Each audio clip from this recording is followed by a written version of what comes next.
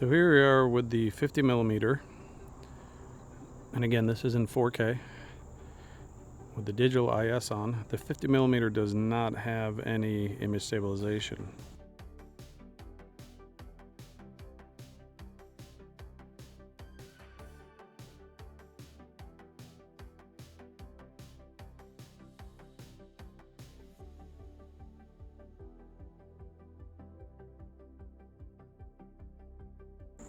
Just a fantastic little lens, super lightweight, could fit in your pocket. I could fit it in mine anyways. And it's a great travel lens. It's a great walk around lens for both, as you see here, for video and for photography, which I'll show you some photos here in a minute. Just an excellent all-around lens. On the crop sensor, your focal length is actually 80 millimeters. The 80mm equivalent on full frame camera, and the 50mm is an EF mount, so it will work on full frame and on all the crop sensor cameras. Now you can see here the stabilization. I'm trying to hold this steady. It's a shaky video lens if you don't have some sort of gimbal, or if you're not staying still. But as you can see here, if I'm staying still, really nice image quality. So this is the Canon 50mm f1.8. This is the studio test, and the current settings are up here. We're shooting this at f1.8 in 4K on the 90D. Let me hit this switch down here, shut off all the studio lighting. Up. Wait for it to come back. And this is your standard indoor lighting. This is your kind of low light to indoor lighting test right here. So compare this with the kit lens, and you'll see the big jump you get here when it's a little bit darker.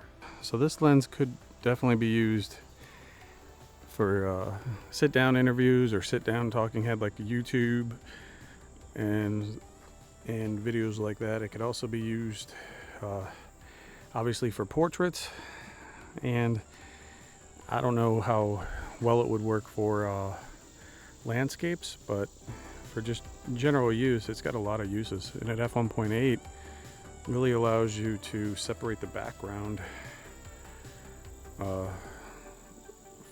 from the rest of the image, separate the subject from the background. So definitely could be used if you have the space in your house for YouTube or in your studio.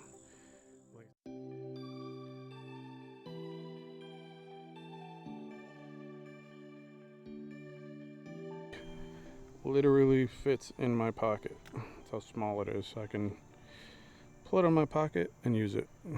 It's one of the awesome features of this little guy. And this has no image stabilization, as you can see here. It's very small, very basic lens, no image stabilization.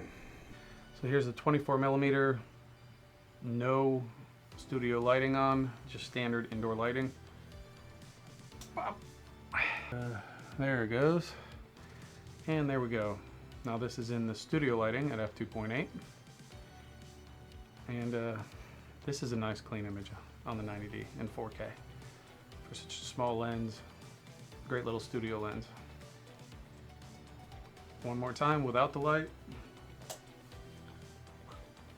and let it recover, and there we go.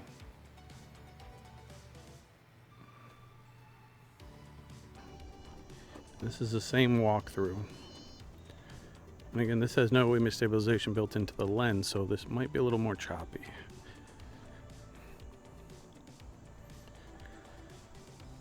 Then when we get to the end here, we'll pan. So here we're just going to do a little walk around with this 24mm through this really nice flower garden. How it looks while you're walking, how it looks in 4K, because most cameras nowadays are going to be 4K. Most cameras you buy right now are going to be 4K and moving forward.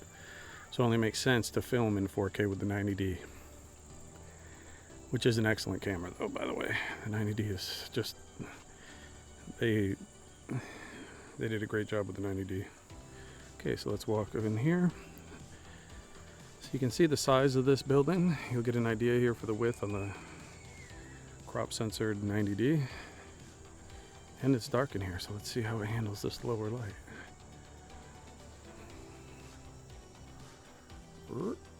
That's me. So let's see how the detail is here in the lower light.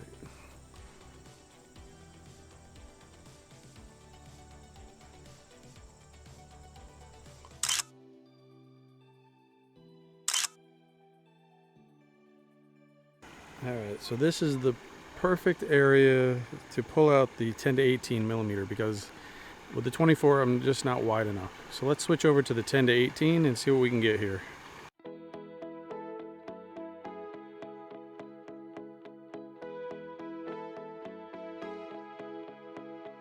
Okay, we're going to switch over here to the 10 to 18 millimeter. It does suffer a bit in 1080p because it's so wide. I think that it really benefits from the 4K. So moving forward, I think the 10 to 18 is actually a much more useful camera for video, especially at these really wide angles, than it used to be on the 1080p's, because as you can see here on these outer edges, it really sharpens up.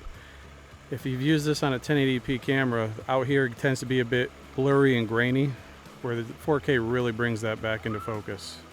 Now I have the 10 to 18 millimeter on here, and it's so close I can touch it, but this is as wide as I can get. It's right up on me, and this is at 10 millimeters. This is an aperture of f4.5, which is right here, and then let me show you at 18 millimeters, which is all the way zoomed in.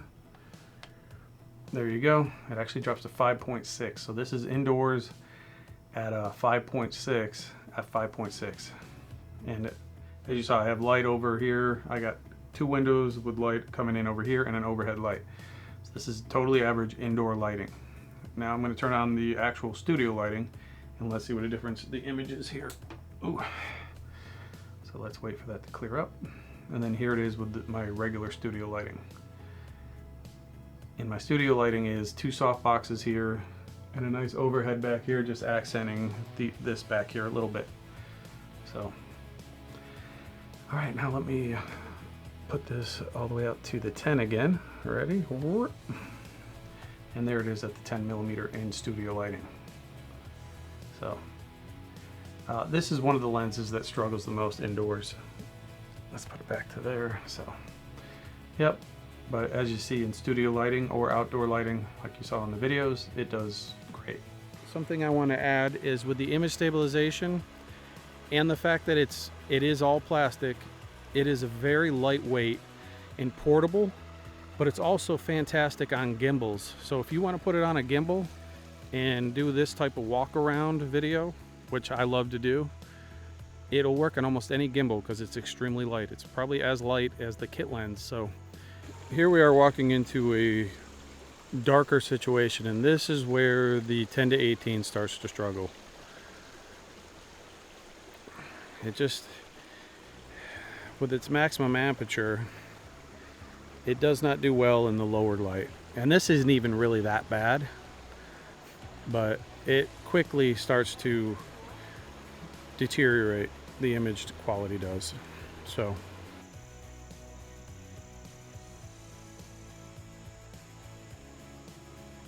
okay, here's another great situation for this 10 to 18 at 10 millimeters.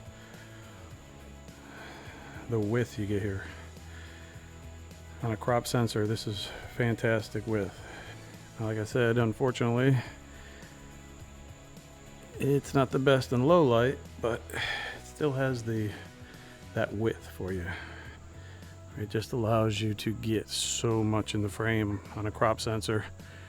Super valuable.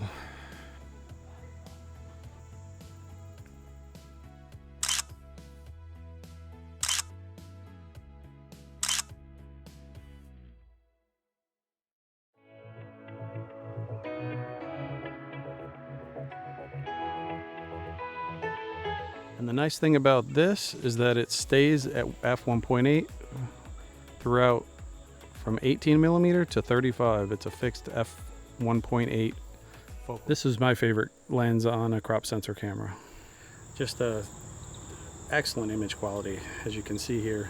And again, this is 4K on the 90D, but you just can't you can't beat the image quality you get here between sharpness and the colors and just all around. It's just an excellent and superior lens as far as image quality goes.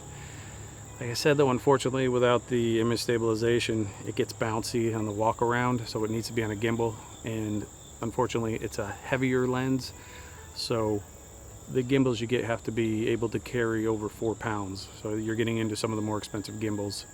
Although I did get the Weebill S for about $300, and this works fine on the Weebill S. The Weebill S is pretty strong. But like the Crane, Zion Crane 2, and I think the Zion Crane 1, both of those, I have one. I think I have the Crane 2. This lens doesn't work on there. It gets that weird. So this is the Sigma 35mm f1.8. And I have it set at f1.8. Let me hit the switch. It's gonna get really dark here. Now wait for it to come back. And here, this is the standard indoor living, you know, windows out. It's a cloudy day, so it could be a little brighter if on a bright sunny day. But this is what it looks like with no studio lights indoors.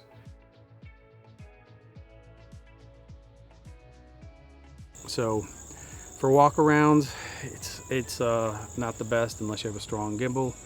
For like this, any kind of like a stationary video, it's perfect. At the wide angle with the walk-around, it's not horrible, but it's still, you get a little more of that you know, the image shake than you would with other lenses because it doesn't have the image stabilization built in, which I wish it did. But like this image quality is amazing. I love it. So if you're wondering why a lot of people don't love this lens and why it's not the most popular lens, it's because on a DSLR that has the optical viewfinder, such as the 90D, it does have to be calibrated. I have a whole video on how to calibrate this thing, and it's pretty elaborate. And unfortunately, it's one of those things that where, you know, a lot of people don't want to deal with that because they feel, which I understand, you feel you spend all that money on a lens, you know, $600, $700, $800, however much it is at the time. You don't want to spend another couple hours to, you know, a day calibrating it. I understand that. But anyways, yeah, and the focus, as you can see here, it's totally fine. And with the dual pixel autofocus, you don't need to calibrate it. If you're going to use shooting off the back screen, the only you need to calibrate it to the optical viewfinder, not to the dual pixel autofocus. So for, like I said, for video or for shooting off the back screen in the live view mode, it's fine. And on the 90D, that actually has the eye, it's really, really good for portraits, shooting off the back screen. So if you didn't want to calibrate this at all, if you can get it, and you just don't want to deal with the calibrating, you don't have to.